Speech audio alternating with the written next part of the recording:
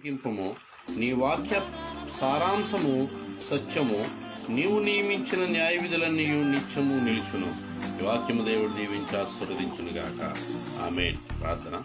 మహాపరిశుద్ధుడా, మహోన్నతుడా, సర్వశక్తిమంతుడా, నీ పరిశుద్ధమైన నామానికి ఘనమైన నామానికి వందనాలు, స్తోత్రాలు, స్తుతులు చెల్లిస్తున్నాం ప్రభువా. దేవ తండ్రి, ఉదయకాల సమయంలో ప్రభు ధ్యానించబడిన ప్రభు ఈ యొక్క కీర్తన గ్రంథ ధ్యానాలను బట్టి ప్రభు నీకు స్తోత్రాలు, స్తుతులు ప్రభు. వినే బిడ్డలను, గ్రహించే బిడ్డలను ప్రభు మీరు దీవించండి, ఆశీర్వదించండి ప్రభు.